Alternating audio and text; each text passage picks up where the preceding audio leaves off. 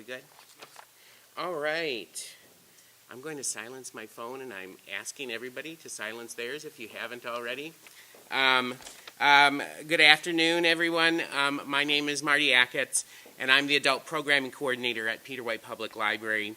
And it's my pleasure and honor to welcome and introduce a few people here. There are some guests here that I want to recognize as well. We have Jeremy Hosking from the Office of the Governor back there. We have Dr. Joe Lubig. I'm going to be introducing him in a little bit. We have Chief Police Chief Ryan Grimm, Sheriff Greg Zybert. Let's see. I don't think I've forgotten anybody. Okay. It is my pleasure and honor to welcome and introduce the Secretary of the Michigan State Board of Education, Tiffany Tilley, who will be offering some opening remarks for today's community conversation. There are some individuals I have to thank for making today's events possible. First, Robert and Meredith Kulishek, whose generous donation is funding the Community Conversation Series here at Peter White, allowing us to facilitate substantive discussions of important but sometimes difficult subjects. Second, I have to thank the Friends of Peter White Public Library, who support so much of what we do here at the library, and the Friends provided the equipment that allows us to live stream our programming for everybody. So if you're watching this online, thank the Friends of Peter White Public Library. So without further ado, Tiffany Tilley is a native Detroiter, realtor, entrepreneur, consultant, and writer. Her professional background includes teaching, real estate development, elections, government relations, project management, marketing, public relations, communications, event planning, journalism, business, nonprofits, and politics. It's a long list. And I narrowed it down some. I had to take some out. So she attended the University of Michigan from 2002 to 2005, studying corporate communications. She holds a dual BS in organizational leadership and communications from Rochester College. She has an MBA from the University of Detroit Mercy, in which she studied in 3 other countries. During her international travel and study abroad experiences, she obtained business mentoring as well as studied different cultural, business, political, and social frameworks. Just to give you an idea of the countries that she traveled to, they include Israel in 2005, where she worked with the Knesset, Brazil in 2013, where she worked with Ernst & Young, I'm not sure if I'm going to pronounce this right, ThyssenKrupp, and the Brazilian Development Bank, China in 2013, where she worked with Ericsson, and Italy in 2014, where she again worked with Ernst & Young, and the Italian National Bank. Costa Rica in 2018. I could go on and on if you want me to, but you get the idea that she has been all over the world doing all kinds of things. She is currently on hiatus from Norwich University, and she is completing a master's in international relations with a concentration in international development. Few more things. In 2018, she was named the Coalition Director for the Southfield Community Anti-Drug Coalition by the Alliance of Coalitions for Healthy Communities. The coalition is a community-led organization, and she leads the charge in substance abuse prevention and awareness in Southfield, geared toward youth and young adults. Some of Tiffany's additional past and present community roles include corresponding secretary and political director of the 14th Congressional District, senior advisor for Governor Jennifer Granholm's Michigan Millennials, the Great Lakes Regional Director of the Jewish Caucus for YDA. She's also, she was nominated and selected to become an honoree for the 2010 and 2012 editions of Who's Who in Black Detroit. And rumor has it, this is one of my favorite things, she has also written and published a book of poetry, which makes her just about the coolest person you'll ever meet. So please join me in welcoming to Peter White Public Library, Tiffany Tilley.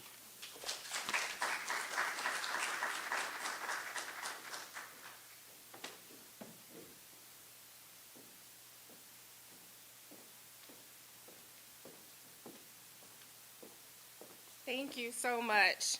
Next time I have to send my short bio. Good afternoon. Thank you so much for inviting me to the Peter White Public Library today. This is my first visit to the UP. It's absolutely breathtaking in the fall. The colors of the trees, the peaceful backdrop, they lend to Lake Superior.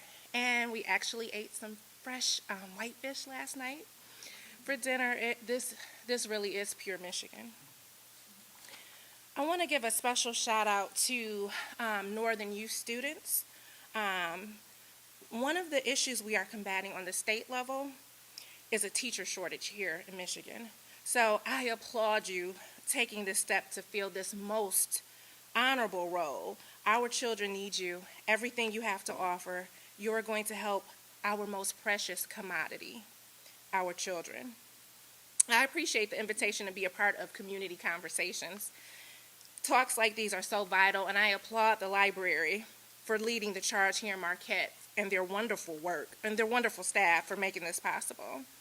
There has been a growing concern over the years about school safety, but two events really created a spotlight on that. One is the tragic event in Oxford, Michigan, the loss of lives there. It shook that community to its core, and it shook Michigan. Number two is the pandemic. It increased depression, anxiety, domestic violence, and even suicide. All of this trauma is ACEs, adverse childhood experiences, and it's heavy.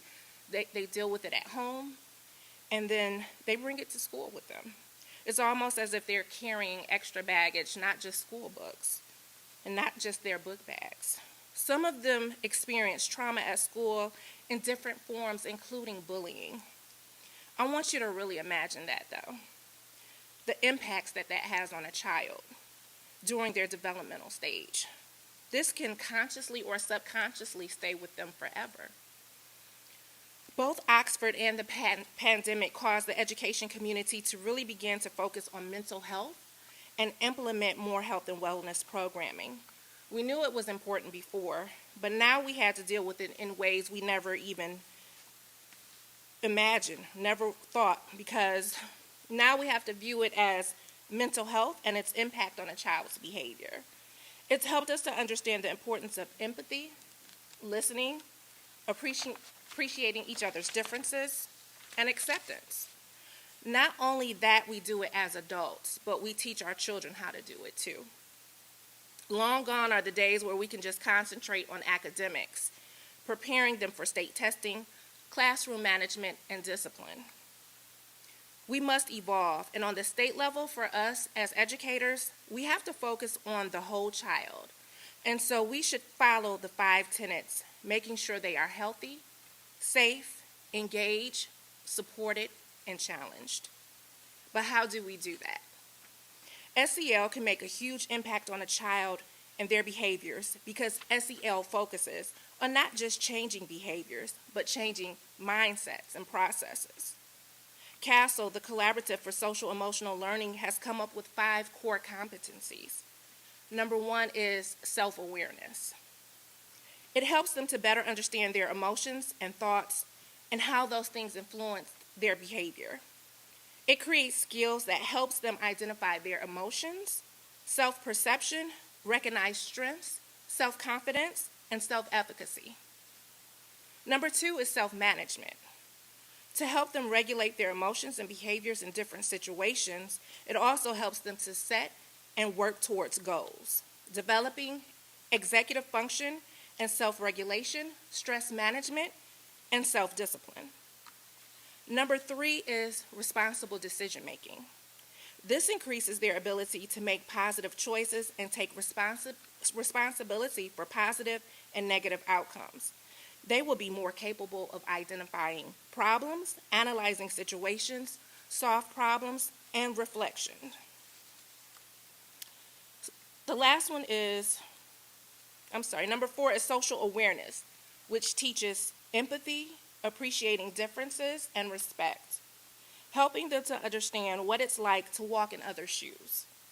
When they can better understand others' perspectives and how to empathize, With others, it will positively impact their relationships and better shape their worldviews. The last one is relationship skills, which helps them to understand how to establish and maintain healthy and meaningful relationships through communicating clearly, listening, cooperation, resisting negative pressure, resolving conflicts, and supporting one another. A few days ago, I was in Louisville, Kentucky, and my friend, I was talking to her about SEL, and she talked to me about how her daughter, Brooklyn, who's 8 years old, in her classroom, one of the first things that they do every morning is the teacher has them sign or check a chart on how they're feeling today. It identifies their emotions. She wants to know how they feel, which is great. I don't know about you, but when I went to school when I was 8 years old, my teacher was not focused on how I was feeling that morning. And that really helps to see patterns in a child. If they're consistently angry, if they're consistently sad, this is something that can help to identify early children that need help and need assistance.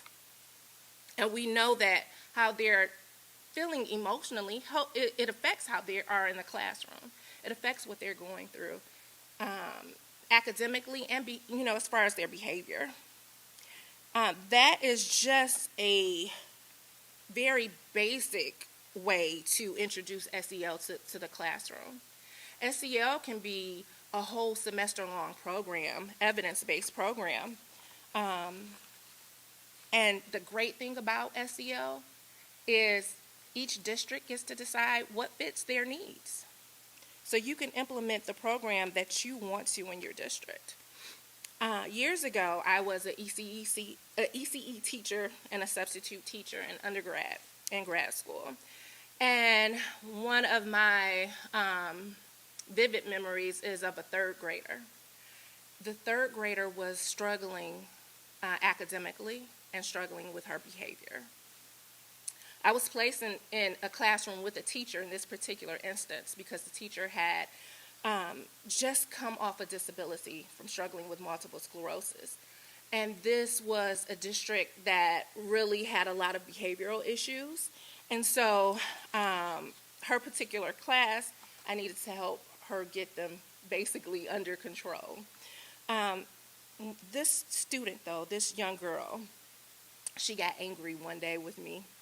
And she wrote a derogatory word on a piece of paper in reference to me. It rhymes with Mitch, but the student could not spell it correctly. And so the teacher, talked about the student to me and laughed about the fact that she couldn't even spell the word. And we kind of talked amongst ourselves about it. And I said, Lord, I've talked about this baby. Now I have to help her. And she didn't hear that, but it was amongst the teachers. But I have to help this baby. And so I looked at her and I looked her in her eyes. I kneeled down to get eye level with her. And I said, it must be really difficult not being able to read. And the look in her eyes totally changed. Her eyes softened, and her walls came down. And she said, it is. And I said, would you like me to help you? Would you like me to help you learn how to read and take some time out with you every day? And she said yes. And so I talked to the teacher and said, is it okay if we take her to the library, if I take her to the library in the school and work with her every day? And she said yes. And so I began working with her, and there was a huge difference in her behavior. She changed. My daughter would come to school sometimes because she was in a different district. She was in 5th grade, and I would bring her to school to work with me because their days off were different. Their holiday was different. And so she got a chance to meet my daughter and know my daughter. My daughter had grown out of some things, and I asked her would she like them, and she said yes. And I said, let me talk to your mom, and I talked to her mom very sensitively, and I said, is it okay? Is it okay if she would get them? They have a great relationship. They really like each other. She's grown out of the things. Is it okay that she had them? And she said yes. And I asked her, would she like me to drop them off? Can she pick them up? And she asked me to drop them off. And so I dropped the things off. The whole thing of the baby getting, and she was in a big family. She had 7 siblings at home. So she may have needed that extra attention, that extra care. But just experiencing that empathy, having someone listening, having someone to care, was major for her. The results were so astounding. She experienced a type of compassion and concern and understanding by someone who was attentive, and she grew in leaps and bounds. It helped to calm her aggression and build her confidence. It put her on a whole new trajectory. This is what SEL can do for our children. Children don't care until they know you care. Let's show our children to care by showing them how much we do. Lastly, I received a great tour in the library today, and they have a wonderful seed program. And in the seed program, it's free. You get a chance to go get seeds, take them out, plant them, take seeds from your plant, and bring seeds back. I got this packet of seeds. Us working with our children, empathizing with them, showing them compassion and care and concern. We're planting seeds in them every day. And we definitely need to be cognitive of how we plant those seeds. Thank you.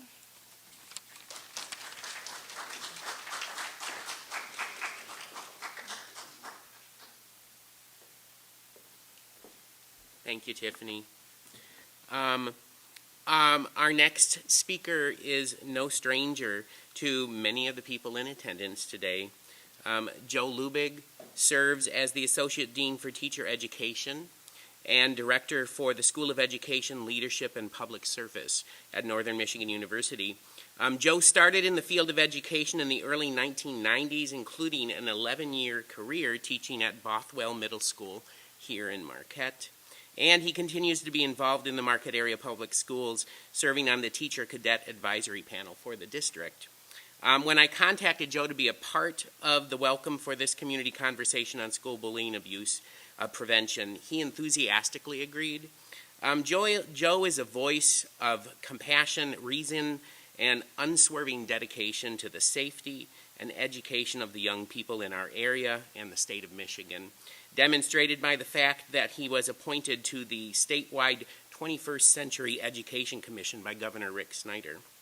In 2017, when he was presented with the Distinguished Faculty Award at Northern Michigan University, Joe said this, quote, "None of what we do as human beings happens in isolation.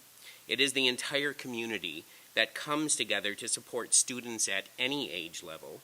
And I'm just really blessed to be in a community that expects that, supports it, and wants it for everyone who's here." So please join me in welcoming to Peter White Public Library, Dr. Joe Lubig.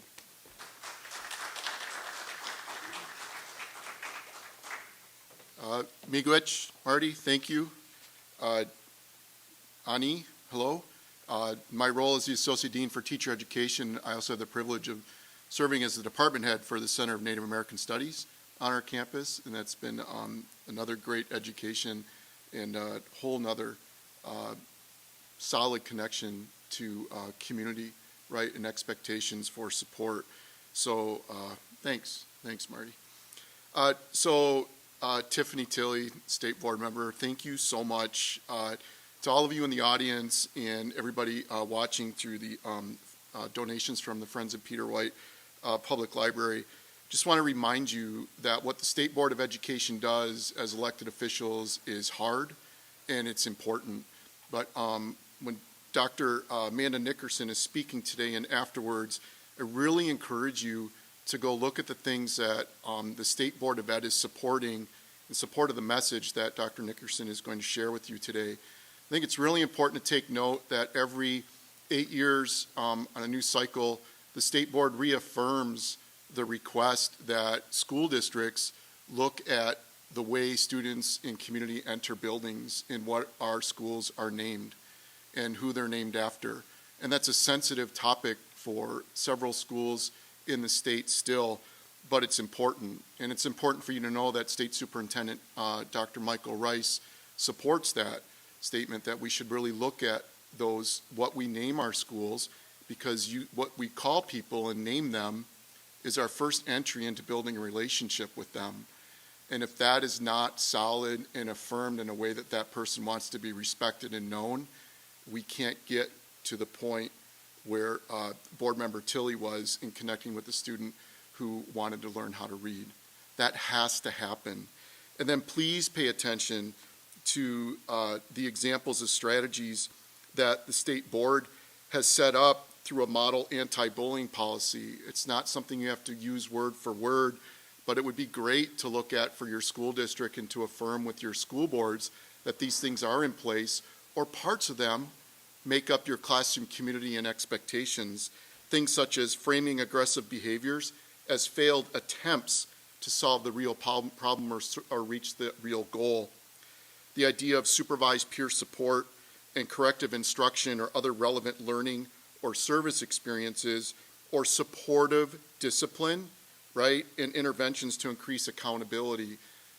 Nothing in there is punitive.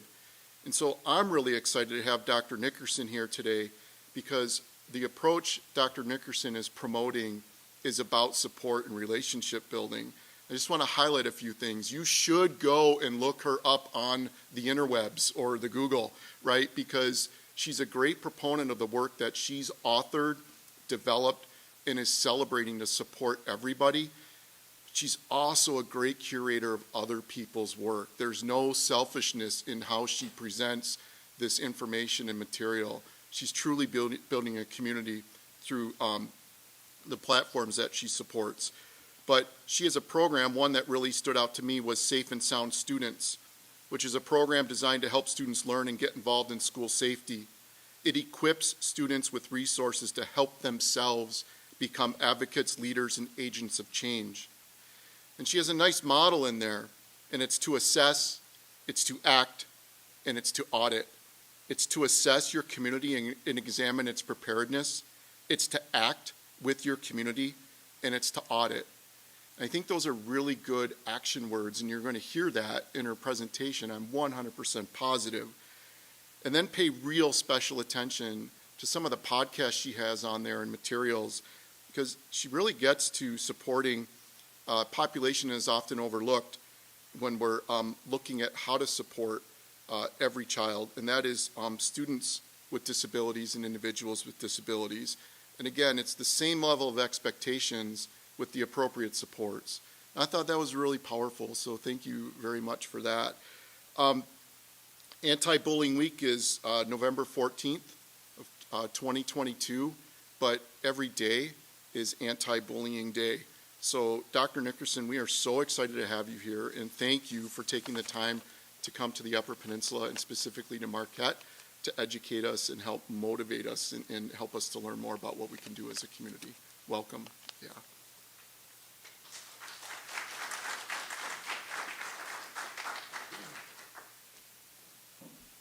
Thank you, Joe. All right. So Amanda did say that she had plenty of material, so we're going to start a little bit early on the presentation, to which will give her more time to talk about what she wants to talk about and also take questions when I'm sure there's going to be more people. These are college students, so they're probably running from their class at Northern to get here in time. As a teacher at Northern, I know how that is. So Anyway, they're going to be coming in shortly. So I'm going to do my introduction here for Amanda and let her get up here and start talking. Good afternoon, everyone, again. It's my extreme pleasure today to introduce the keynote speaker for today's community conversation event, Dr. Amanda Nickerson. When I first began planning this community conversation event, I simply Googled the topic, school bullying abuse prevention.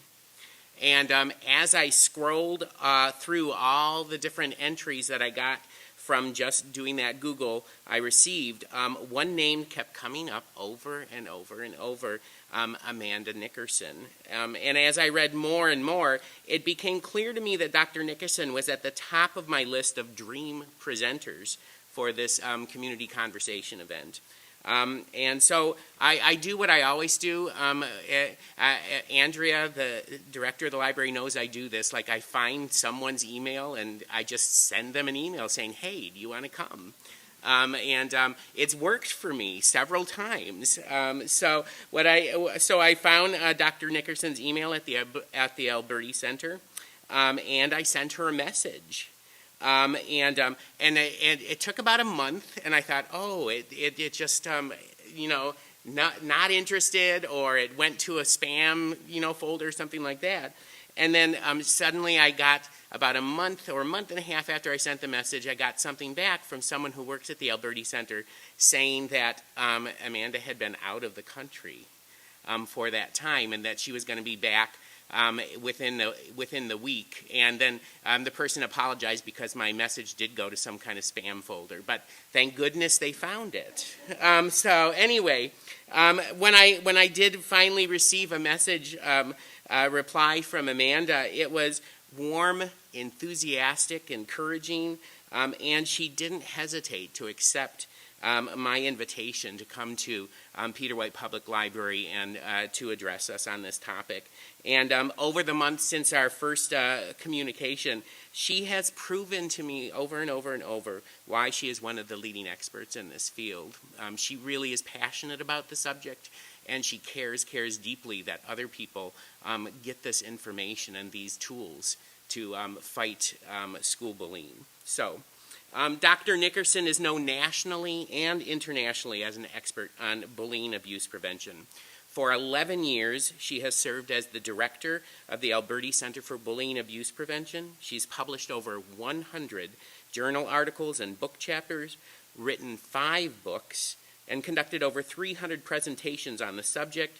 And she is the author of she is an author of the Prepare School Crisis and Intervention Training Curriculum, and is the coordinator of research for the National Association of School Psychologists, School Safety, and Crisis Prevention Committee. She is a licensed psychologist, nationally certified school psychologist, and fellow of the American Psychological Association. In August of 2022, just a couple months ago, she appeared on CNN speaking on the subject of the effectiveness and use of school lockdown drills. So, everybody else recognizes what a great resource Amanda is on this subject. So please join me in welcoming to Peter White Public Library, Dr. Amanda Nickerson.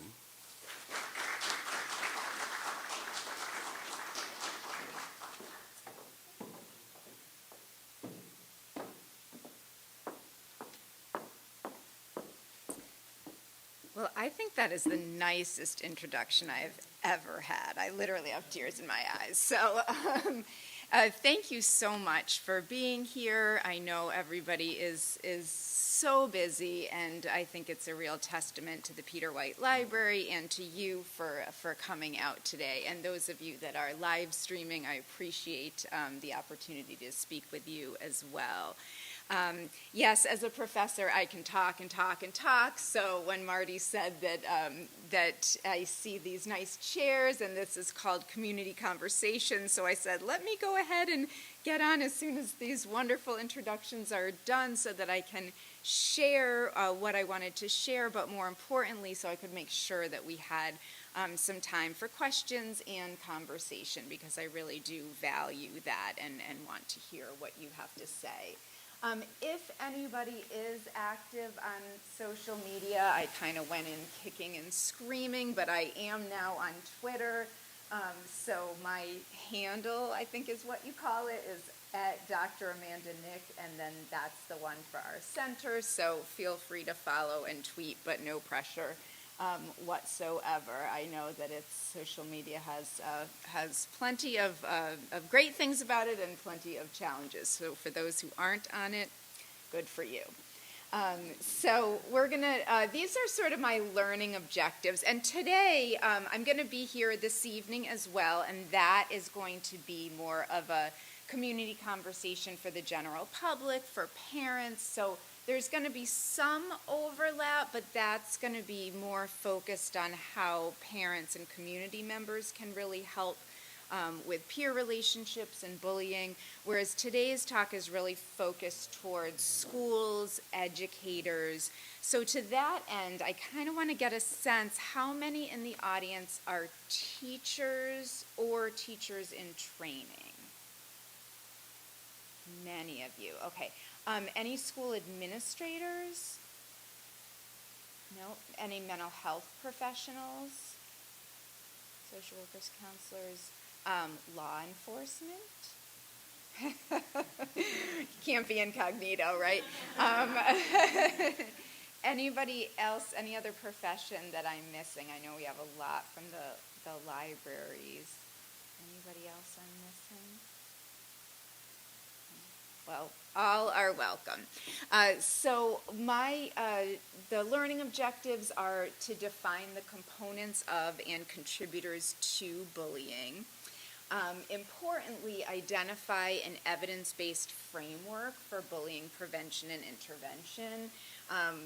Tiffany did a beautiful job speaking about SEL, which I'm so glad about because I have one slide for SEL, although it is so important. And then identifying resources to support ongoing efforts in this area. So first, to start off with components of and contributors to bullying. I just want to make sure we're on the same page about the definition, and this is the definition from the Centers for Disease Control and Prevention. But for those who know about bullying and its origins, Dan Olveus from Norway is one of the founding fathers of bullying. And this definition is not that different from the one he came up with about 4 decades ago. And that's that it's unwanted aggressive behavior by another youth or a group of youths that involves an observed or perceived power imbalance.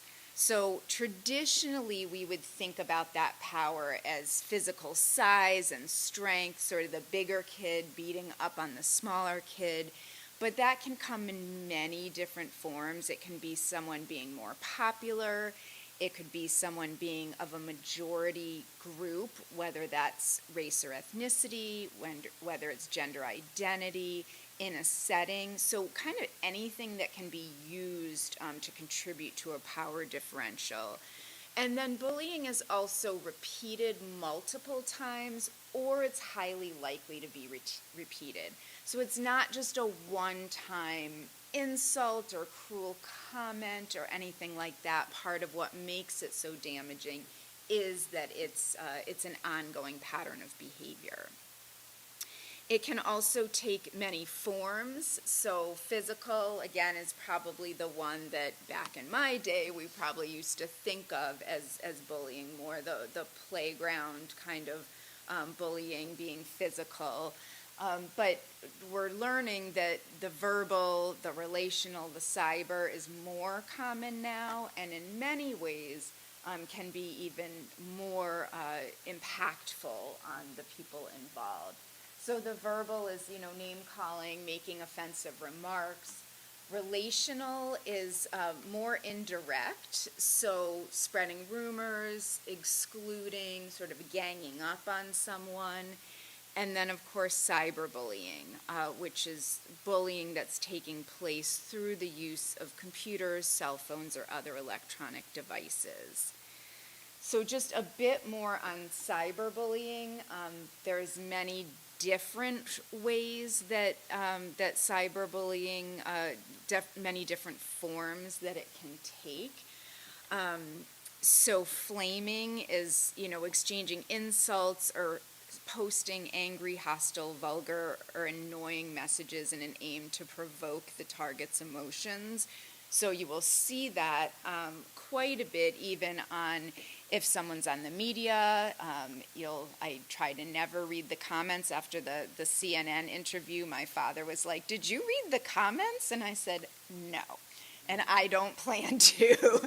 And he was like, "He did," and his eyes were like this. I'm like, some people disagree, and then there are people that are just flaming, that are out there to cause harm, anger, those kinds of things. And they do it in some very nasty ways. Photoshopping or tagging, untagging, so creating fake photos and or associating people with different images.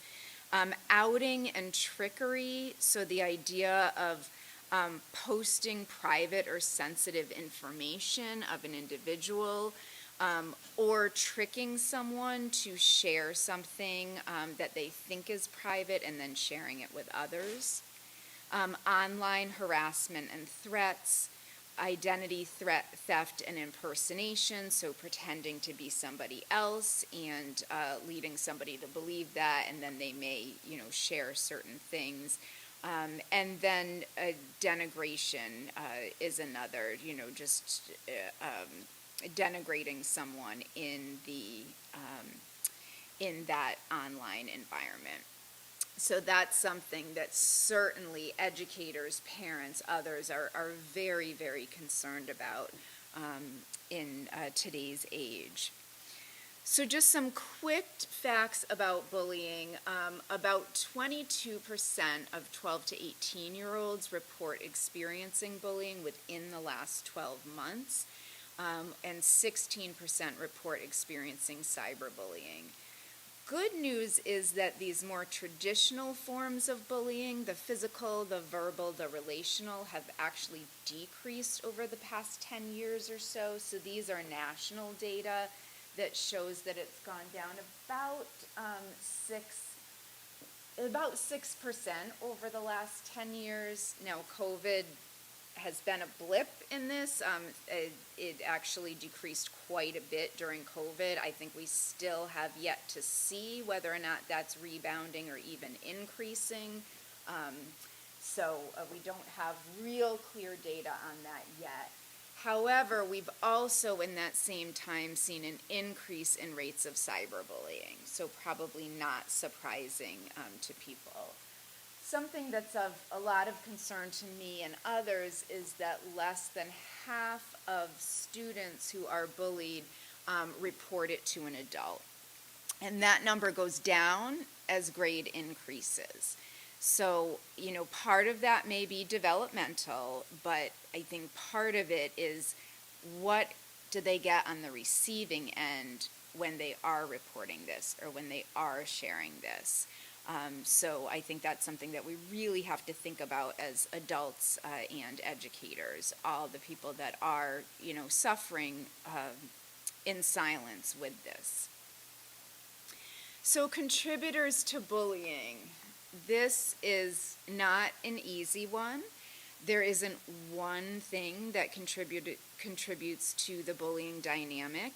So we really look at it from a social ecological perspective, that yes, there are some things about the perpetrators and targets that make it more likely that they're involved in this, but then we also have these other contributors and influences from family, from school, from larger community and culture.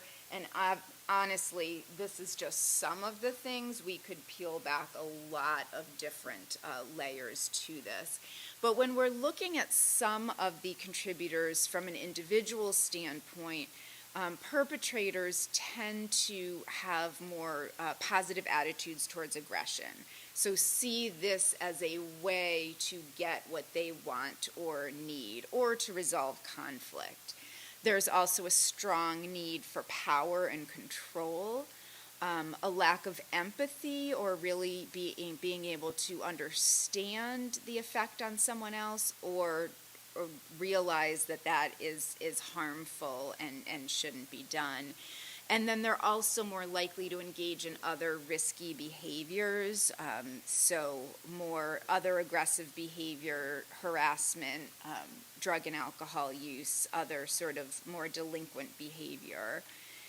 Our targets, and I tend to use the word target instead of victim for a few reasons. Someone really is targeted by bullying, and I guess, I use both, but I think victim also makes it sound like that's something that they can't escape, so I try to use the word target. But by definition, most of them tend to lack assertiveness, and they're in a relative position of weakness. And I don't mean that as a value judgment that they're weak. I'm saying that in our social structure power dynamic, there's something that puts them in a position of relative weakness. And we'll talk about that in just a minute, and I'll ask you about that as well. When it comes to families, there's no profile. We can't, often I'll hear people say things like the apple doesn't fall far from the tree, and well, what do you expect? Look at the parents. Any of us could have a child that bullies, or that engages in these in other kinds of troublesome behavior. So I hope that we're starting to get to a place where we're talking more about, which we are, mental health, social emotional competencies, how to help people learn and grow and change. But some of the factors that relate to bullying perpetration in the family is having less clear rules and expectations, so not making it real clear how we should be treating others, using hostility or violence in the home, sibling abuse, and then low monitoring. So not really supervising, monitoring what's happening. The research is actually a little bit more consistent on family relationships for targets, and there's been some longitudinal studies that have shown that overly close, protective relationships, particularly between moms and sons, increase the likelihood that a boy in particular may be experiencing bullying. So I almost hate to share that finding, because I've done some parent presentations and people will come up afterwards and say, I learned that I shouldn't be so kind or loving to my child or my son, and I'm thinking, no, that's really not the message that I wanted to send. But as a researcher, I also feel like I really have to share this. So my interpretation of this is that it's that overly close, overly protected, what we used to call in psychology enmeshment, what the general public might have called like mama's boy, someone that was so sort of sheltered that they weren't really prepared for the treatment that they may receive once they sort of go out and widen their sphere to maybe people that aren't as kind and loving as their family. So what about the school staff and peers? We know that school staff often are unaware of the bullying, partly because it's done in ways that they can't detect or have trouble detecting. Perpetrators of bullying can be very savvy, or they may not take it seriously. We have really seen a change in this over time, but I still run into people all the time that say, doesn't that just kind of make kids stronger? And we all went through that, and why is everybody making such a big deal? You don't hear it as much, but there still is some of that thinking out there. We also know that peers are more likely to join in when they see or hear bullying than to try to do something to stop it. So that's a phenomenon that we see in many different situations, more of a bystander effect, if you will, one of my passions and areas of research and intervention. I don't have too much time to go over the ins and outs of that, but that's an area I'm very, very passionate about and committed to. And then the school climate and norms. So thinking about what does that climate look like? Is there a place for everyone? When people walk in, do they feel like people care about them, that there's engagement in learning, that this is a place where they want to be, where it's not only about celebrating those that are the smartest, most beautiful, popular? What is that climate and norms like? So just to give a real concrete example, the teacher sets the tone in the classroom. So I have been in classrooms of teachers that will say in no uncertain terms, in a very appropriate way, like, number one in my classroom is safety and respect for other people. That's just the way it is. So when you talk about somebody else or you respond to someone else, it will be done respectfully. You can disagree. You should disagree. You can express your opinion, but you will not, insult that other person. That is not happening under my watch. And kids respond to that. They know where they can get away with what, and where they're going to be more kind of protected and safe. So I think that's really important. And then our larger community and culture. What are people exposed to? If I really try to limit my own exposure to media. I don't want to not be informed, but there is just so much negativity, violence, incivility, you name it, that is out there, that I think that really starts to have an impact on people. Certainly if there's violence in the community, we're going to be more likely to see that in the schools, and then our norms and values in society. But let me take a pause here and ask, especially related to this power difference. In your experience, what kinds of things are students or other people bullied about?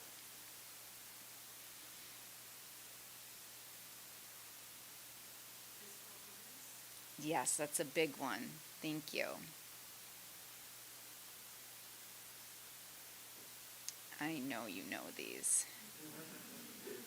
And pretty much I'll reinforce any answer you give. So, because honestly, people can both be bullied about a lot of things. What else besides physical appearance? Yes. Yes. Mm-hmm. Mm-hmm.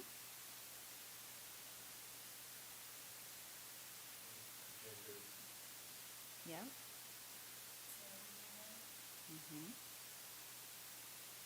Yes. I see a lot of kids that are due to bullying that have these, all the things just mentioned going on in their life. Mm. If those aren't nice, not even gender, as going through gender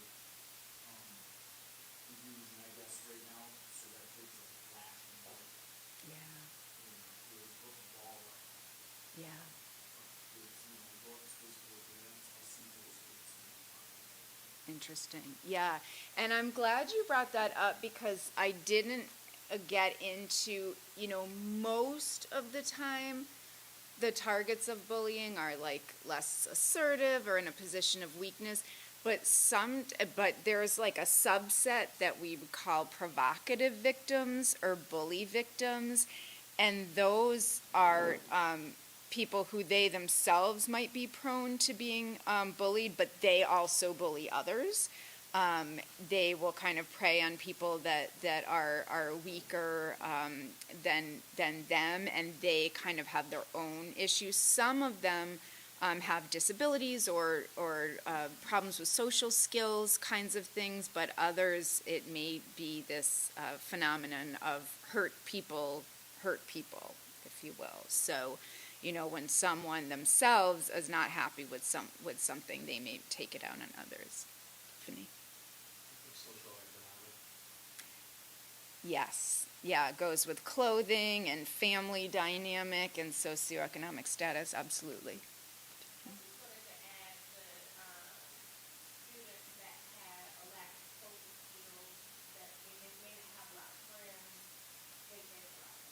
Yeah. Yeah, excellent. Yeah, so you all brought up many, many, many of these. I think the first one was physical appearance, and yes, this was a survey done of about 13,000 youth who reported that they were bullied and asked, what were you bullied about? And a third of them were saying looks. A quarter of them, I don't think we said this specifically, said body shape. But then we also had, we didn't name this explicitly, race, sexual orientation. We did talk about gender, so gender identity, sexual orientation, religion, income we did have, and disability. Now keep in mind, many of the things that you said, clothing could go into looks, family structure, I think can go into some of these other things as well. Basically things that make us different. That is such, and when we think about prevention, that's so much of it. How do we look at differences? How do we view that? What goes into these power structures and hierarchies that we have? So forgive me, this is a bit academic, but I think it's super important to really understand what goes into how people will experience the impact of bullying and their vulnerability. So some of you may be familiar with the Diathesis stress model, like if you've studied psychology or development of illness or mental disorders or things like that, and it's very similar. The idea that people may have certain vulnerabilities or diatheses, those could be biological, cognitive, or social, but then when they experience a negative or stressful event, like involvement in bullying, as either the bully, the target, or both, the bully victim, a lot of what guides that is their cognitions about that event. So I'm much more concerned about the child who has the bullying happen to them and blames themselves, says it's something about them, that they're worthless, that nobody cares for them. That's a lot more concerning to me, actually, than the kid who says, well, that kid's is on a power trip and they don't know what they're talking about, and I have all these other things that I'm interested in. That it's harder to do the latter, and you probably need a lot of those social emotional competencies and support systems already, but those are really, really important for how your functioning will be impacted. But we certainly know that bullying can impair social relationships and lead to internalizing problems. So that's more of our depression, anxiety, sadness, as well as externalizing, so more aggressive kinds of behaviors. So just a little bit more about impact here. For targets of bullying, we know that they're likely to experience emotional distress, rejection, so they may withdraw, feel lonely, have a desire to avoid school. I've worked with kids who have gone to extreme lengths to avoid being bullied, which that's a protective function, but we're talking taking routes to school that take them twice as long to get there, not going to the bathroom for an entire school day, things to get away from that situation or that potential situation. Increased anxiety, depression, suicidal ideation and attempts, that self-blame and low self-esteem, and in some cases, responding with violence or extreme violence. So the U.S. Secret Service studies of school shooters has found pretty consistently that the majority of the shooters have either perceived or actually experienced ongoing peer bullying, harassment, and rejection. The reason why I emphasize perceived is that in doing some of the investigations, it's a little bit more nuanced. Like some people will say, well, they weren't really bullied, they were just weird or did put off vibes that they didn't really want people to be with them. So where the truth is in there, not really sure, but that link is definitely there. Perpetrators of bullying, again, tend to engage in more high-risk behavior, so aggression, weapon carrying, substance abuse, sexual harassment. Really important, and I don't think we always know this or recognize it, that perpetrators are also more likely to engage in to be depressed and to have suicidal ideation and attempts and self-harm, even more so than targets of bullying, believe it or not, in some studies. So again, I go back to that hurt people, right? So it is not that we need to be concerned about targets of bullying, but we also really need to be concerned about the people that are doing the bullying. They're also more likely to have relationship problems and criminal problems in adulthood, and longitudinal studies have borne that out, that those who engage in ongoing bullying perpetration in early adolescence are more likely to have criminal problems, convictions, arrests in adulthood. And then what about our bystanders, those people that see and hear the bullying? They also are affected by it. They're more likely to experience emotional isolation, anxiety and depression, hostility and paranoia, and also just skewed perceptions about how others perceive bullying. There was a study that was done with bystanders of bullying and people who had been through a natural disaster like a hurricane, where they had to think about that experience that they had, and then they did these physiological measurements and responses and found that those that could recall seeing bullying had the same kind of physiological reactions as those that had been through a natural disaster. So it is something that really affects more than just the two people who may be involved in the bullying dynamic. So most importantly, what do? What works? How can we approach this situation? And really, as with a lot of things in education, we look at this through a multi-tiered system of support. So for those of you that are in education, this really started with our approach to academics or response to intervention, having these multi-tiered systems of support. It's also a public health framework. So the idea is at the bottom of this triangle, these are things that we do for everybody in a school environment. These are just good, best practices to try to prevent and try to improve positive outcomes for our kids.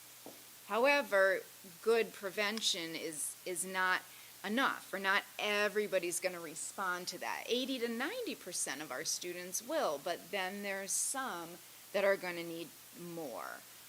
So then we look into, like, once bullying happens, once somebody's already involved, what does an appropriate response to those incidents look like? And then finally, at the top of the triangle is, what do we do for people that are involved in ongoing bullying situations that are more chronic? So I'm going to go over each of the strategies at each of these different levels to talk about what do we know about multi-tiered systems of support for bullying. And it starts with a positive school climate. So we've given so much more attention now to positive school climate than we ever have before. And what does that look like? What are best practices in that? Why is it important? And there's a lot of literature that shows that school climate is related to reduced bullying, improved academics, better home-school partnerships, and things like that. So what does that look like, especially when it comes to bullying? You know, having data to really understand bullying and school climate is really important. So having some way to monitor what is happening in our school environment in terms of bullying and school climate. So schools have different measures that they use for that. Some are much more involved than others. Some states do it much more systematically than others. But having some way to get a sense of how often is this happening and how do people perceive our climate here. Then what are some practices that relate to positive school climate? Dewey Cornell is credited with a lot of this research. He's at the University of Virginia, and he's found that the elements of structure and support, structure being fairly enforced rules and expectations and follow through, and support being those caring, trusting relationships in a school environment, are both very important for reduced bullying. Also, is there inclusive culture and practices? Do our schools have gay, straight alliances where it's not just those who identify as LGBTQ plus in there, but also their allies that are there to support? Is there a place for people who have different interests? You know, when you go into a school, is there support for people who like chess or like gaming or are into different things beyond our traditional, what we might view as, you know, success or mainstream kinds of interests? Do we see faces that we can recognize and look up to in terms of people who look like the students in our schools? You know, it's no secret that our workforce is predominantly white and female, and that's not the students that we serve oftentimes. So how are we making sure that we are trying to bring in as much diversity as possible, teaching people about the wonderful diversity that is our nation, really? And then positive behavior practices, so active supervision, and I'll talk a little bit more about that in a moment, modeling and rewarding behavior, and cooperative learning. So for those of you that are teachers, there are some really great outcomes to cooperative learning. The idea of getting different groups of students together to work on a common goal. So that does a lot for acceptances and appreciation of differences, reduced conflict, reduced bullying, you know, working together toward a common goal and not having sort of the same people work together. That's one of those life skills, kind of SEL competencies that we want to go for. And then policy is really important. Dr. Lubig called out the Michigan policy, the anti-bullying policy. So sometimes we'll say, do these policies make a difference? Because before 2000, prior to Columbine, we didn't have bullying policies. Most states did not have them, and now every single state has a policy. But what do we know about them? Research is a bit hard to conduct on policy. It's not like you can do a randomized control trial or anything like that, but there have been some studies, cross-sectional, that have given some, I'd say, modest support for the implementation of policy. So Hatzenbuehler and colleagues did a study where they looked at states that had at least one of the Department of Ed legislative components for anti-bullying that were recommended. And then they looked at data from the Youth Risk Behavior Surveillance system, which, if you're not familiar with it, it's a survey from the CDC that students across the nation take. So these two data sets were not correlated, if you will. And what they found is that in states that had at least one of those anti-bullying components, the students in that state reported 24% reduced bullying and 20% reduced cyberbullying on the YRBS. One of my former graduate students and myself did a study in our state, New York, of implementation of our anti-bullying and harassment legislation, and found, and this was a study of educators across the state, and those that reported that their schools had better or more comprehensive implementation of anti-bullying policies reported less severe bullying and harassment and a more positive school climate. And then Hall did a systematic review and found that schools with anti-bullying policies that explicitly protected students based on sexual orientation and gender identity, so explicitly called that out in their policies, had less victimization and more intervention by educators. So that's some of what we know about anti-bullying policy.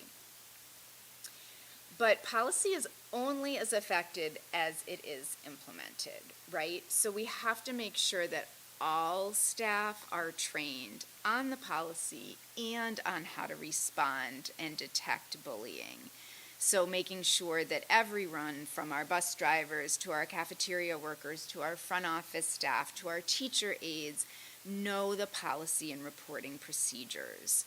But also training and preparing them about those more what's good behavior, positive behavior management, what's ways to build those connections. So being present and positive, so greeting people by name, acknowledging and rewarding the behavior that we want to see.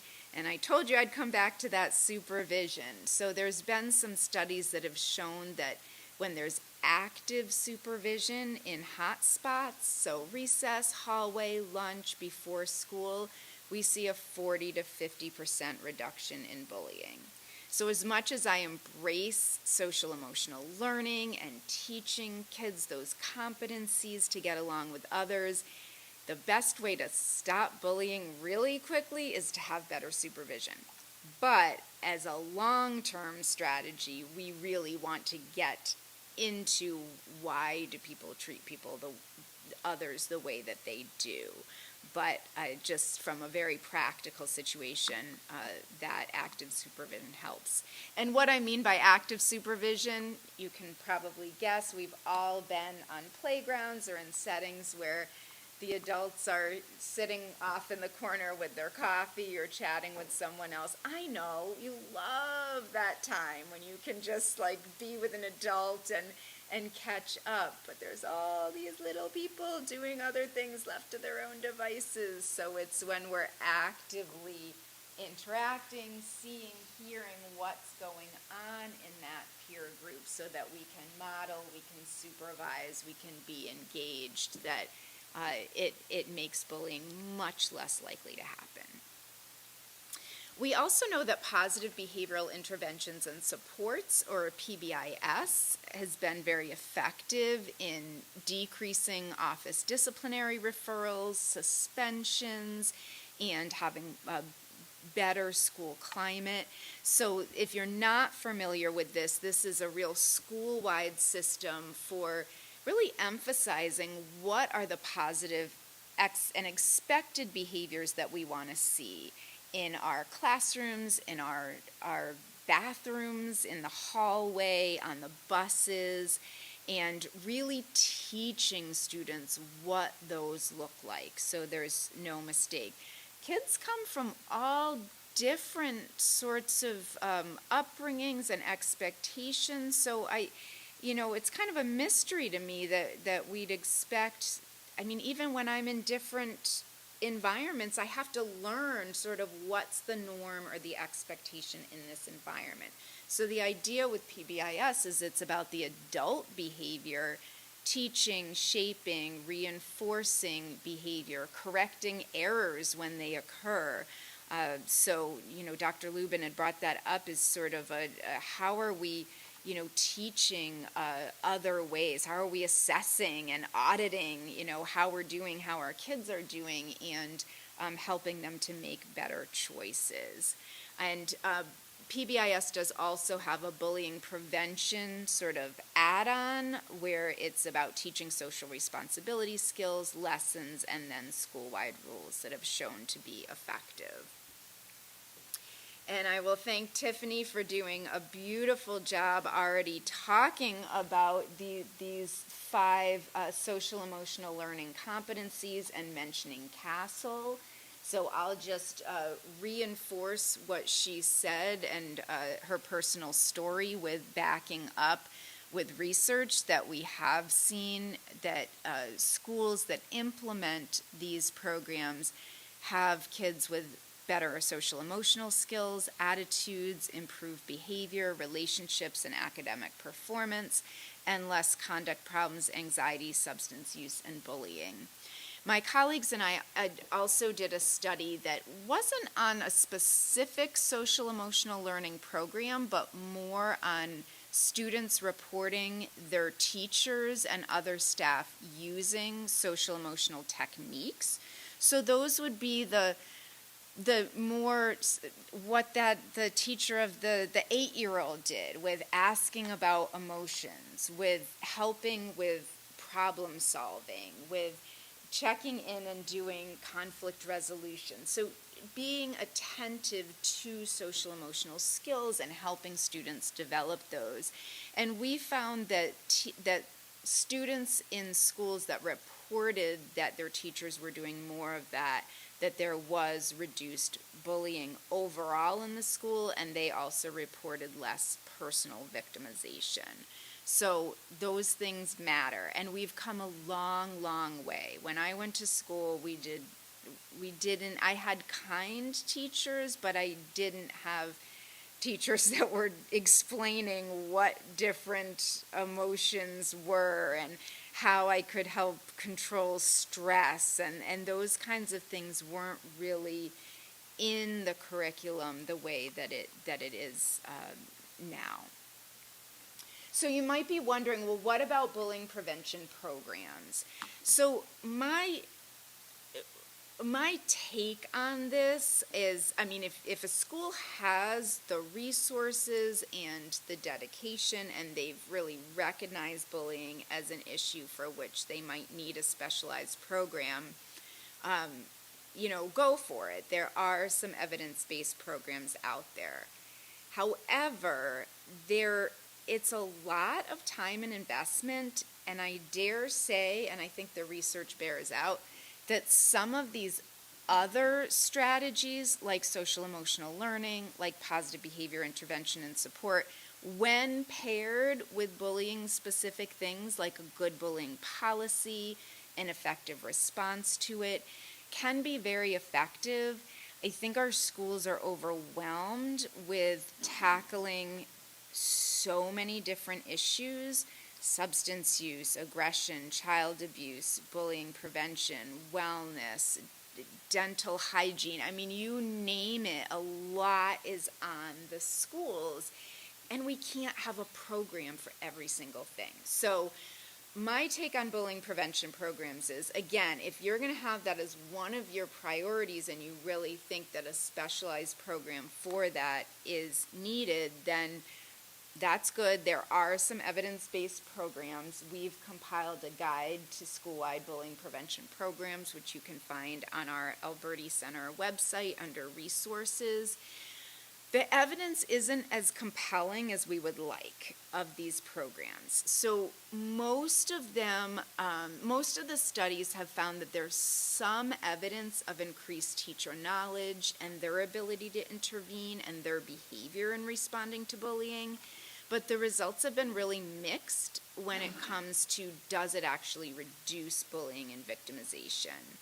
So there were a lot of meta-analyses that have been done, and they were finding sort of equivocal results. Toffee and Farrington did an international meta-analysis, really rigorous, probably the best ones out there. And they did find a 17 to 23% reduction in bullying and victimization. And I'll tell you about some of the key components of the programs that they found were most effective. However, the United States was less effective in implementing these programs and getting results than in other countries like Norway and Sweden and things like that. We also have to look at developmental effects. There was a study that David Yeager and colleagues did that found that bullying prevention programs can be effective for grades 7 and below, but at 8th grade, the effects were null, meaning they didn't really find a difference, and they even found harmful effects for some of the programs in grades 9 to 12. Some of the thinking behind that is that adolescents really are not going to respond to an adult-led traditional kind of approach, that they need to be more active in that. And consistent with that, we found that bystander intervention behavior programs are actually more effective with those high school students than elementary. So that may be a way to go. And again, that's something, I have a grant from the Institute of Education Sciences, which is the U.S. Department of Education, to develop and implement bystander intervention training in high schools for bullying and sexual harassment. And we've found some really positive effects of that. Our problem is getting it diffused out to others. So we'll train like a small group of peer leaders and it'll affect them, but then getting it out into the school environment is what we are currently working on. But let's look at the Toffee and Farrington meta-analyses where they found some success in bullying prevention programs. Well, what did they find were successful in these? So the program elements that reduced bullying, most of these were components that we see in the Ulvaeus bullying prevention program, which is probably the most long-standing program. And that included school conferences about the topic of bullying, information for parents, having clear classroom rules and expectations that included how you treat others and not bullying, good classroom management, and then using videos within the curriculum. Program elements that reduce victimization was working with peers, and that's a little mixed, which I'll tell you about in a minute. Cooperative group work, which I've mentioned already, you know, that proactive cooperative group work that's really an academic tool to know that that can be so powerful in terms of behavior and social emotional, I think is important. And again, those programs that used videos as well. And then program elements that reduced both bullying and victimization was including parents, having parent training, playground supervision, and then disciplinary methods. And it should be noted that the disciplinary methods, I'm not saying let's go and suspend kids. A lot of this was about, in the Ulvaeus program, they talk about it as a stern talking to the perpetrator. So the idea that the behavior is addressed, that there are some appropriate consequences, and there's a work towards change. In a little bit, I'll be showing you a video of a coaching response that involves an administrator working with both the target of bullying and a perpetrator that sort of demonstrates what that combination of consequences and sort of teaching, trying to change behavior could look like. And we can compliment it and also criticize it, because as with all videos, there's things that are good and things that could be improved. So let me talk quickly about some misguided efforts on the parts of schools, often well-meaning schools, but things that we've found have really not been effective. Having brief assemblies or one-day awareness raising events, it doesn't mean we shouldn't wear orange on Unity Day. It doesn't mean it's not great to have a day of kindness. But if that's all we're doing, and the other 179 days there isn't real attention to this issue, that's not going to be enough. So a one and done is not going to do the job. Zero tolerance policies, the idea that even minor infractions are going to result in swift punishment, often in the form of suspension and expulsion, are not going to be helpful for bullying. It may also result in underreporting of bullying, and we have to remember that these approaches are disproportionately applied to our students from minoritized backgrounds, and that is definitely a problem. So schools need to really be proactive about thinking about how are we changing the behavior of our students, and are we doing this in an equitable way? Denial. I have heard about a principal in my area who starts off his parent orientation by saying, "We don't have bullying here." And I just want to bury my head and just say, and sometimes people get confused when I say zero tolerance. So zero tolerance is a really specific approach for saying we're going to deal with all behavior by saying even minor infractions are going to be approached with this a really, really strong fist, that you're not getting away with anything. That's different from saying we don't tolerate bullying here. So we absolutely want to say and live that we don't tolerate bullying, but we have to accept that it is there. I don't know any school where you could say that it's not there. I just think that's a really disingenuous thing to say. But to say we don't want bullying here, we don't tolerate bullying here, we take it very seriously, those are all really helpful messages. Peer mediation and peer-led conflict resolution. Sometimes people don't like hearing about this. I'm not saying that conflict resolution can't be great. It can be wonderful for conflict. Bullying isn't conflict. Bullying is an abuse of power.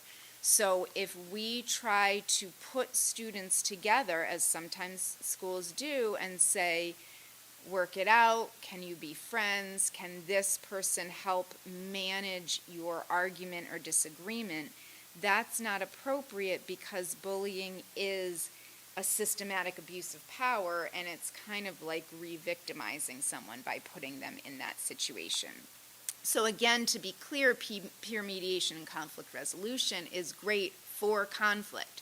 When two different people don't agree on things, when they're arguing, do some conflict resolution. But if it's bullying, that's someone that is aggressively hurting somebody else in an ongoing way. So having someone who's being victimized say, what can you do to contribute to making this better, is not going to be effective. Okay, so a little bit about cyberbullying and what we can try to do proactively. So just like social emotional learning teaches those core competencies, we have to think about the context in which people are exhibiting these competencies, and a lot of it now is online. So that involves educating students about digital citizenship.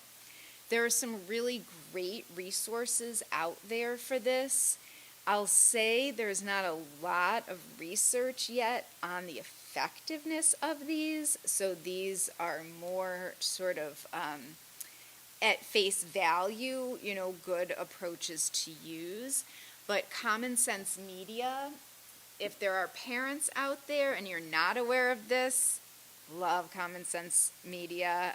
I'll show a clip from them this evening at the community parent presentation.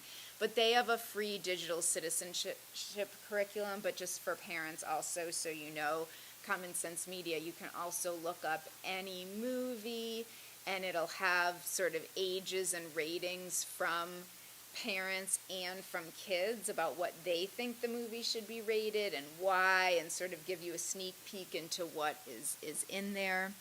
NetSmarts, which is from the National Center for Missing and Exploited Children, also has online safety and cyberbullying free curriculum.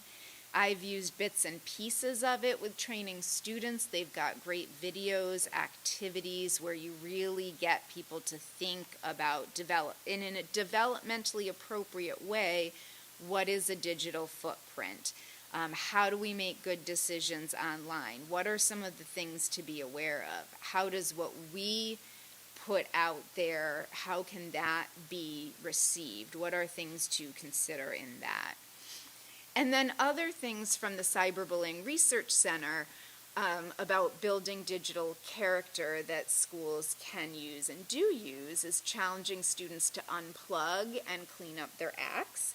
So we have a local high school that did this and challenged students to just unplug for a week. And the principal will talk about like how people would talk about like phantom buzzing that they would have, if you were separate. I haven't been near my phone for like an hour and a half and I'm already feeling a little bit like, what am I missing? It's a problem. So, doing a little bit of detox, realizing that there is some emotional health in being able to unplug, and cleaning up your acts is kind of going through the social media pages. What should be on here? What shouldn't? What if my grandma was looking at this? What if a future employer was looking at this? Is this what I want out there? Discussing case scenarios and encouraging students to do things like producing public service announcements to really get them engaged in this. And then including parents as partners. So at the very least, making sure that parents know about the bullying policy, know about how the school is approaching this topic. And then also, I'm increasingly being asked to provide guidance explicitly on how to help parents navigate the social media and technology with their kids. So these are some of the guidelines that we give, which again, I'll also be sharing this evening. Making sure that parents and kids know that having an electronic device is a privilege and not a right. What I said with my kids is, you didn't pay for this. Like, this is something that I own, and I have a right to check it, to know what's happening on it, and it can also be something that you can lose the privilege of having if you're not using it carefully. So please realize that. Part of that is installing social media apps and games only with parental approval. Sometimes people don't know this, but we do have the children's, I'm going to forget the full name of it, but it's the Children Privacy and Protection Act, HAPA, which actually governs these internet sites that say they can't collect private information from students who are under the age of 13. So that means if a student is going on and getting on Snapchat, or they won't go on Facebook anymore, I guess, but TikTok or any of these other things, they either are saying that they're 13 or someone is giving them permission. But now we see, my son would talk about when he was in elementary school, he'd be like, Mom, the girls, oh my gosh, like they're flipping their hair and flipping their phones, and I'm like, 4th grade, really? So funny aside, so my niece, I love my sister-in-law, she held firm with that, like waiting until 8th to let her daughter have a phone that, and access to social media and everything else. So I went and visited them. My niece is now in 9th grade, and she said,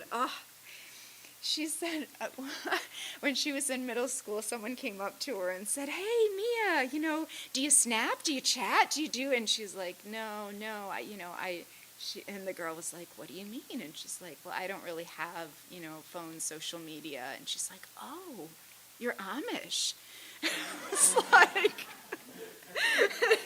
I just had to laugh that I was like, "Can I use that in my presentation?" She's like, "Yeah." She's like, "I survived." But she thought I was Amish because I was like the only one. And I'm like, "But good, you're like the best kid I know." And like, good for you. But I think times have really changed. If we could just hold off a little longer on that social media. But it's here to stay. Making sure our kids are sharing their online user account names and passwords with their parents, but no one else, because other people will get in there and use them. Charging the devices in common areas and having hours that they're not used. So that's individual for everyone in our family until my youngest is now almost 18 and my oldest is 22. So that ship has totally sailed, but for as long as I could, it was 10 p.m. to 7 a.m., the phones are like not in your room in the common area. Respecting privacy of self and others, not giving out private information online, and not taking or sharing photos of others without permission. And then the Cyberbullying Research Center also has a technology use contract and agreement that parents and kids can use. But also remembering to communicate in a problem-solving way when the child is involved in bullying. So we really want to be able to help them through that. I'm going to try to pick it up a little bit so I can make sure that we have time for some discussion. But I'm moving up that triangle, so those were all sort of preventive things we can do. Now I'm going to talk briefly about what can be done when bullying already occurs, how we can intervene most effectively. So this again is from Ulvaeus, an on-the-spot intervention for educators to respond to bullying. So he says what we need to do is immediately stop the behavior, reach out to support that target. Are you okay? You in the moment, but you also want to follow up afterwards. Identify what that problem behavior is. He would say we should always say that's bullying. I think you definitely have to describe the behavior and why that's not okay. Yes, you might use the term bullying, but it's gotten so hot button that you also might just need to be judicious about the use of that. Referring to the school rules and expectations and how that behavior is a violation of it. Imposing consequences. So it could be that that's going to be later. So, I'm reporting this, there will be consequences, or doing more privately. Some believe you should do it right out there so that everybody knows that that is happening. I just think we have to be careful because sometimes there can be a real sort of backlash to that and a sort of saving of face that could make it worse. So there have to be consequences, but we might need to be, judicious in how we handle it. Working with the bystanders, so the other people that are seeing and hearing, kind of activating them in what they could do. And then also making sure that our staff know to remember to report to the designated person in the building any acts of bullying and harassment, so that can really be followed up on. I also love Learning for Justice, which used to be teaching tolerance, speak up at school. So this is more when you're hearing biased or unkind comments, some of the different strategies that can be used. So interrupt is when you're sort of directly saying, you know, I heard what you said, I don't think that's funny. That's the kind of language that can really hurt people. Another strategy is to question. So if someone's saying something that's biased, sometimes people don't know. I mean, half of our nursery rhymes are completely inappropriate, and I didn't know. My husband is still educating me on some of the things that I say from childhood that I really didn't have a clue about. So sometimes it's, well, what did you mean by that? Why'd you say that? Like, tell me more, which also can lead to education. Do you know the history of that word? Do you know why that's offensive? And really telling people about that. And then echoing. So that's when somebody else intervenes and interrupts and tries to stop the biased or unkind comments, and then you reinforce that. Thanks for speaking up. I agree that word is offensive and we shouldn't use it. So we say this with kids a lot, that coming together to sort of band together for good can be more helpful and easier than just one person having to stand up and do this. So I've mentioned quite a bit the idea of trying to work to change the behavior and problem solve. So I'm going to show you a video of that in just a moment. But in terms of following up, so we have the on the spot, what a teacher or others can do right when it happens. But what about afterwards? So afterwards, someone, the bullying liaison and administrator, is conducting an investigation to gather facts and document what happened. So speaking privately with the alleged perpetrator, the alleged target, other bystanders to really find out what happened. So I'm sure our law enforcement are very familiar and could lead this about, you know, what is involved in an investigation, really finding out what all has happened in a situation, because you can't just take things at face value. But then I'm very concerned with, well, what do we do afterwards? So coaching and intervening with the perpetrator and target separately is recommended. So using a continuum of consequences with the perpetrator. So again, some sort of reparation, education, counseling, more supervision, parent contact, and then following up privately with the target to provide support. So I'm going to show you a video this is from the Committee for Children Second Step, which is an evidence-based social emotional curriculum. And this is, I believe it's supposed to be an administrator doing some coaching after there was cyberbullying, and you'll see how he responds to the perpetrator and also to the target. So what I want you to think about as you're watching this is, what do you think that he did well? What are some of the strategies he used that appeared to be successful? And what, if anything, do you think he could have done differently?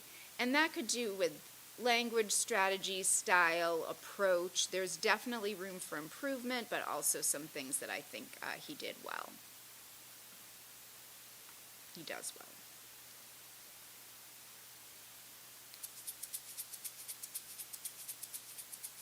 Well, Jennifer, I hear you've been the target of some pretty mean behavior by Leslie. Yeah. It sounds like you're pretty upset about it, but I want you to know you did the right thing by telling your teacher about it. Now, I understand some things about you were posted from a computer in the library. Yeah. Well, why don't you tell me about it? Well, my friend Sandra was sitting next to Leslie in the library, and Leslie showed her this message she was posting. It said some really awful things about me, and they were totally lies. That must have been quite a shock. Well, yeah, I thought Leslie was my friend. I don't know why she would do something like this. Was this the first time something like this has happened? No, Leslie says mean things about me all the time. Just nothing like this. It's way worse. Well, I can tell by listening to you, you're pretty upset about what happened. Was anybody else involved? No, not exactly. Leslie did it, but everyone's seen it. So what have you done in the past when Leslie has done mean things like this? Well, I try to ignore it, or I pretend like I thought it was a joke, but mostly I don't do anything. That doesn't seem to be working very well, does it? No. Well, did you do anything about this message? Well, I didn't know what to do. That's why I told my teacher. What Leslie is doing is bullying. So we needed to come up with a plan to deal with it. Do you have any ideas? I could try talking to her instead of just ignoring it. Okay, that's important. Could Sandra help in any way? Well, I thought about asking her to sit with me at a different table at lunch than Leslie. Those are good ideas. Now, what are you going to do if Leslie posts another message online? Well, I'll tell you right away. Good, good. I'd also like it if you got me a copy of the messages, okay? Now, if you feel comfortable, talking to Leslie about not being mean anymore, it helps to be assertive. Now, why don't we practice? I'll be Leslie, and you can practice what you might say. Okay. Leslie, those comments you've been saying about me are really mean, and they're not funny at all. I want you to stop doing it. Great. You sounded very serious. You used a clear, firm voice, and you looked straight at me. So if Leslie tries this again, you just try being assertive with her. Okay, I'll try. Good. And now, since bullying is against school rules, I need to talk to Leslie today, too. But I want you to know, I'll tell her I heard about the story from a number of people. Okay, thanks. I don't want her to know I told you. Well, let's check in later this week, and we'll see how things are going, okay? Okay.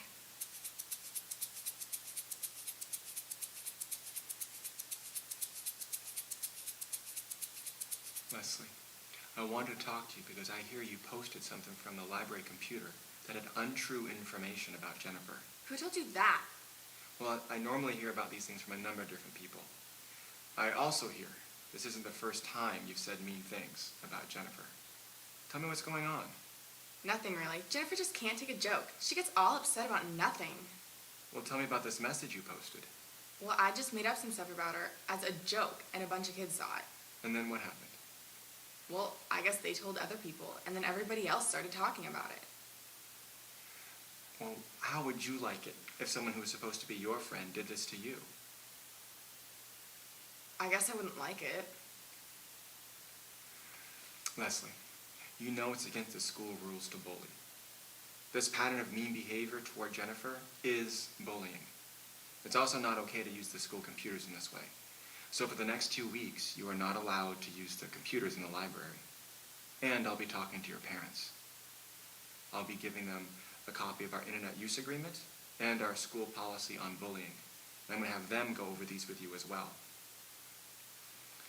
So, what can you do to make sure this doesn't happen to Jennifer again? Just not make up stuff, I guess. And what about the mean comments? Well, I could stop that too. Okay, that's a start. What about this message you posted? How do you think Jennifer feels about that? Not too good. It sounds like the way you've been acting has made it hard for Jennifer. She's part of your circle of friends, right?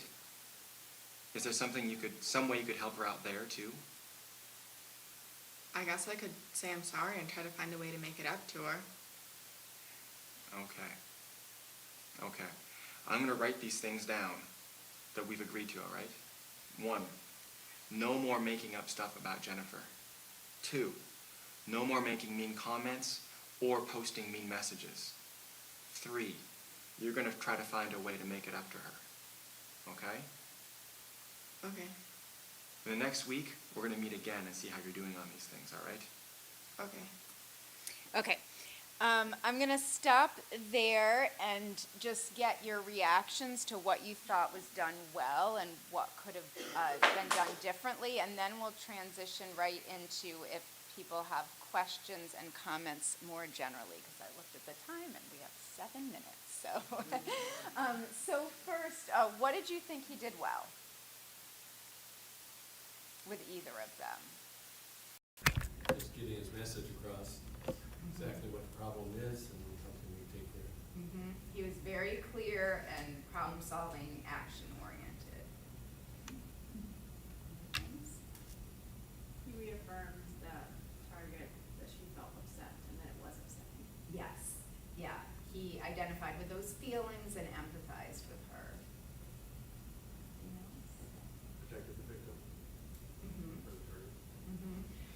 by not, how so?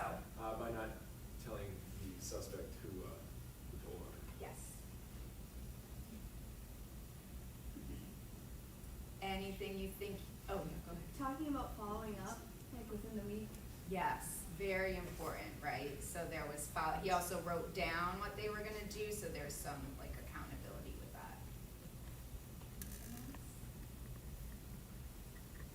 Anything you think he could have or should have done differently? For a first offense, I think the penalty was a little harsh.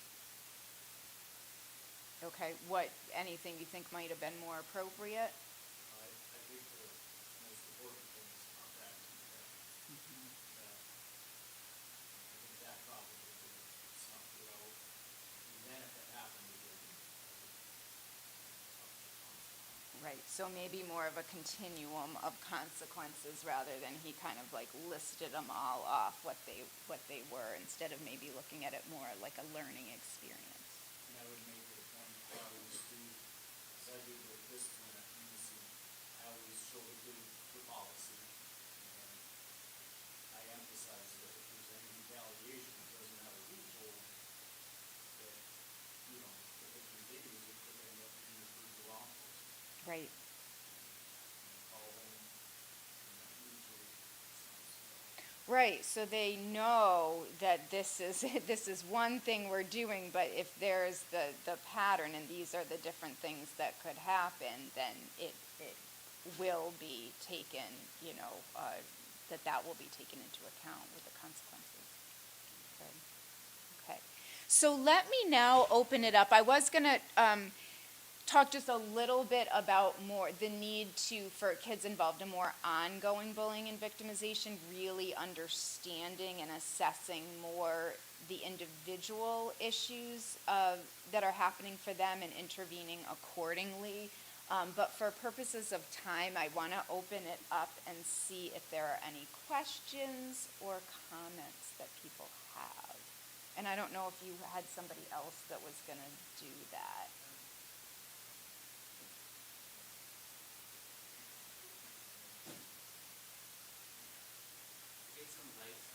Okay.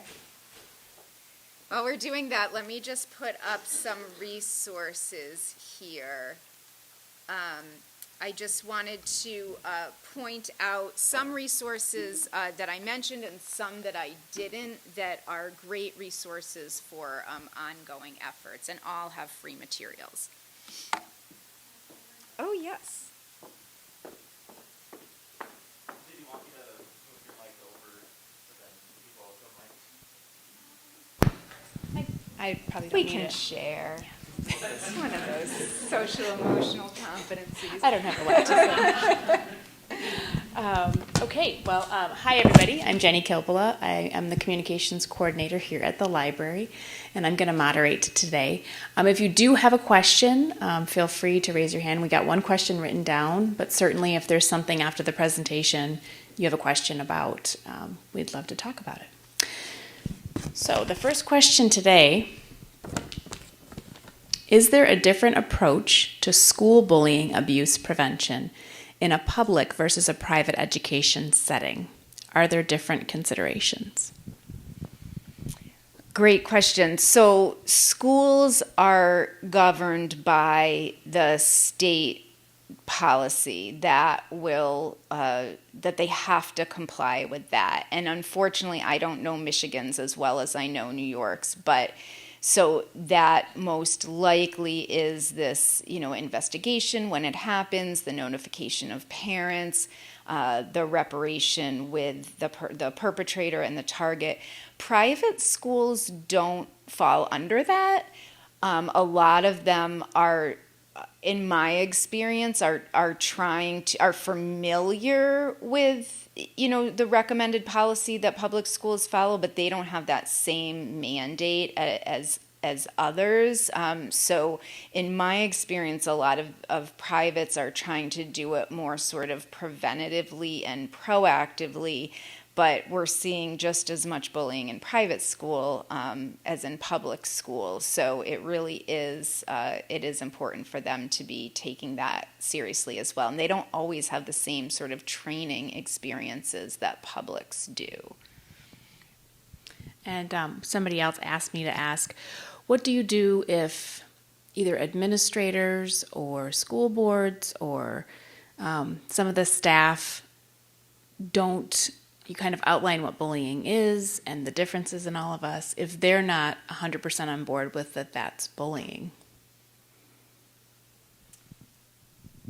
So just so I'm understanding, so this would be if someone brought a bullying situation to their attention and they were saying that it wasn't bullying or trying to like brush it under the rug. Correct. So I would say persistence and documentation is really important. I hear this a lot.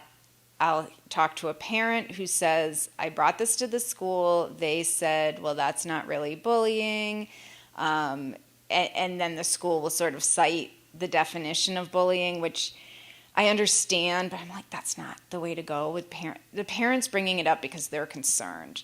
What is their concern, and problem solve with that? If as part of that there is some education about what bullying is and what it isn't, but you're still resolving whatever the issue is, that's fine. But if, you're hearing this isn't bullying, you're not understanding, documenting exactly what happened. If you have the definition and you think it's bullying and you know why, then making that really clear and being persistent, maybe going to someone else. So in our state, we have Dignity Act coordinators in each school, which is oftentimes the administrator, but some schools have two, so it might also be a mental health professional. So sometimes I'll hear, which, I went to the mental health professional and they didn't really do much, then I went to the administrator. You can always sort of go up the chain as well.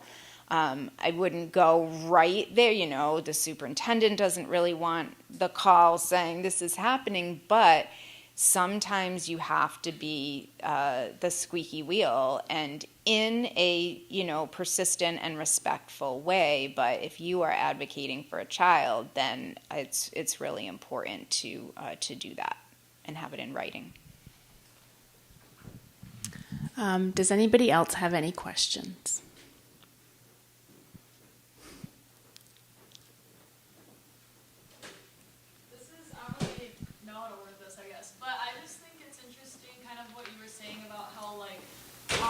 Sometimes how people will act out violently and then the perceived bullying versus the actual bullying. Because, how do you go about that if there's a kid who, say they, don't have any friends or they don't really get involved in anything, but it's kids aren't being mean to them. They're just oh, I don't feel comfortable around them. So, how do you make sure that kid feels included without literally forcing kids to be friends with them if they don't want to be? Such an important question. Yeah, and that's exactly sort of why we say it's that perceived isolate, because it's there's some kids that are isolated, but they're putting out this, I'm not someone you want to be with, and some don't actually want to be with others too. So I think some of it is kind of finding out what's motivating to them, but to the extent possible, if there's some common interest that they would have with others, what is it that they like to do, what interests them, can they get involved in something? Sometimes it's not even at the school. For kids that have really bad experiences at school, sometimes it's getting involved with people in other communities or other ways or family, but that sort of universal need for connection. We can't force, nor should we force everybody to be friends with each other, right? but we all have to kind of respect each other at the end of the day. So I think, trying to work with that individual kid as much as possible and see if there are some connections to be formed, and also sending the message, we treat everybody respectfully. You don't have to be best friends, but, hurting them, being cruel to them is not at all acceptable.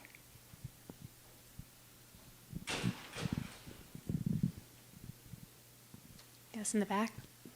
You talked earlier about hurt kids, well, sometimes hurt kids, right? Some students will be both the perpetrator and the target. Mm-hmm.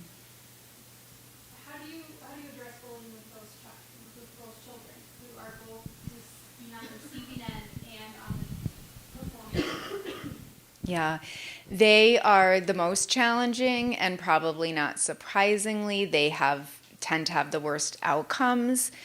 So I think we come at it at a place as we do with perpetrators and targets, in that we're trying to problem solve, we're trying to identify what are the issues that are contributing to this. If this is really, for some of these kids, it's a lack of social skills and self-confidence and things like that need to be built up. They may really, and they also might need some really firm guidance in what are ways to manage those different emotions that you have. A lot of it is about, we still want to help prevent that bullying from happening to them, right? But then also it's the way that they manage difficult situations and what's going to be more helpful and productive for them. Yes, it's totally okay to have that anger and that need for retaliation, but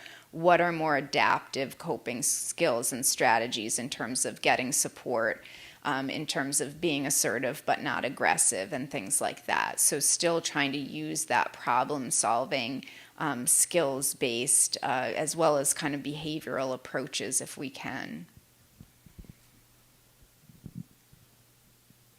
And one last question.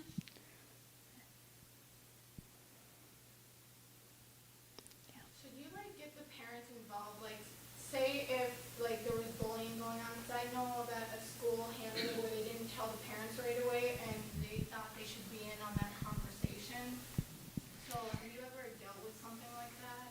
Yeah, so it's in our state. I actually just found this out. I thought parental notification was actually required as part of the law, and I just recently found out that it's highly suggested, but a lot of states are moving towards requiring it, because I would say that that's a best practice, but if it's not actual law, that people might not be doing it. But parents should really always be notified, in my opinion.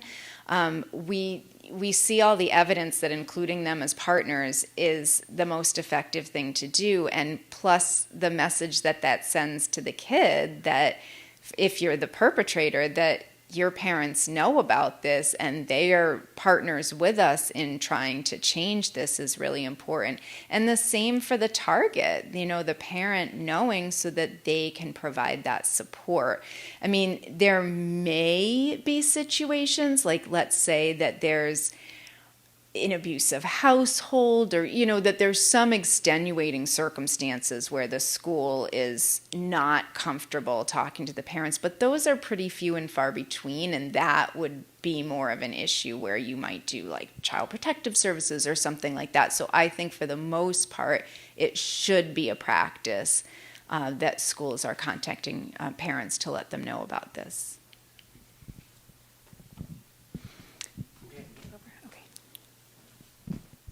Thank you so much for your presentation. Can we give her a hand?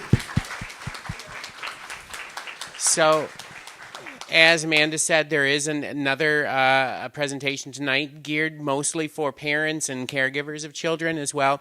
And if you would like to share the video of this presentation from this afternoon with some colleagues or friends in the education program or whatever, just email me. I'll send you the link for that video, and you can share that with whoever you would like.